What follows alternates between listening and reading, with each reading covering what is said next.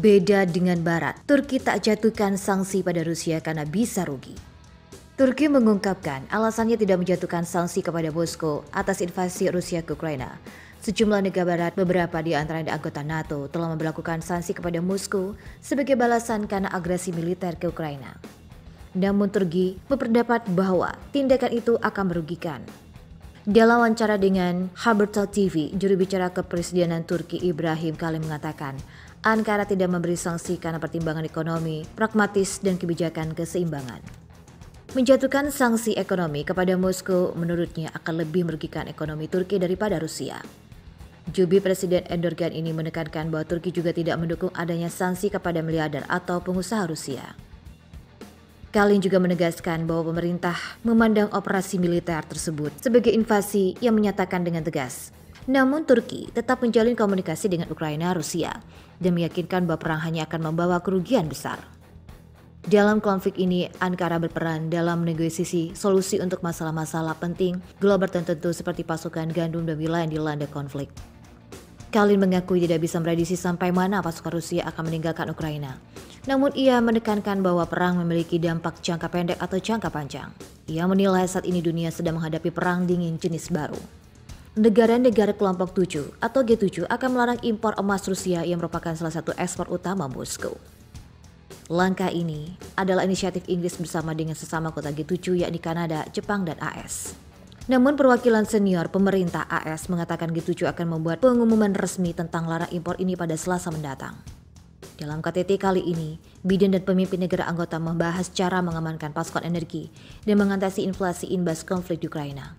Dilansir dari CBC News, pejabat senior administrasi Biden mengatakan emas adalah ekspor terbesar kedua Moskow setelah energi. Pelarangan impor ini akan mempersulit Rusia untuk berpartisipasi di pasar global. Rusia saat ini tengah dihujani sanksi lebih aliansi Ukraina khususnya negara-negara barat. Mulai dari Amerika Serikat, Inggris, bahkan Jepang ikut menceritakan dan memberikan sanksi kepada Rusia sebagai bentuk bantuan terhadap Ukraina untuk melawan serangan pasukan militer Rusia.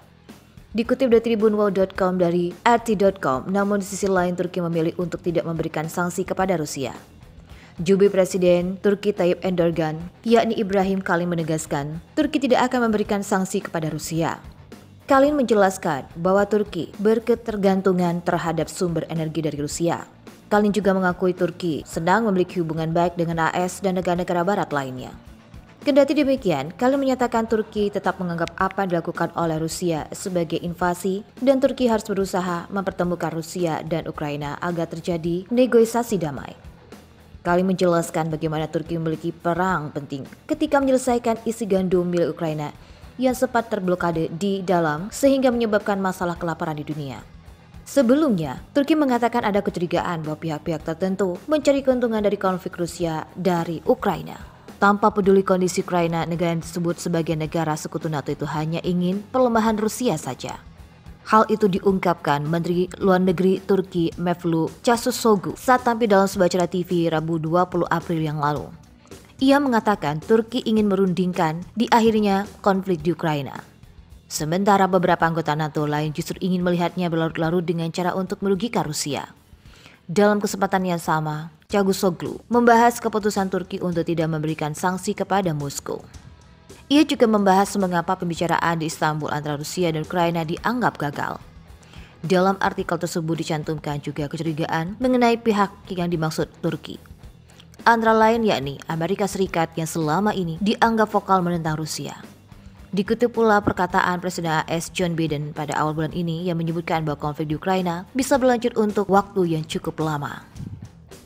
Di sisi lain, Turki telah memutuskan untuk tidak bergabung dengan sanksi yang dijatuhkan kepada Rusia. Ankara mengartikulasikan posisinya pada hari pertama konflik Ukraina, yaitu menunjukkan kontak diplomatik dengan kedua pihak sebagai negara yang dipercaya kedua belah pihak. Turki tidak berharap, apalagi setelah pembicaraan dengan Rusia Ukraina di Antal. Namun Ukraina mundur dari kesepakatan dicapai di sana setelah gambar dugaan pembantaian di Bucha yang ditundingkan Kiev dilakukan oleh pasukan Rusia.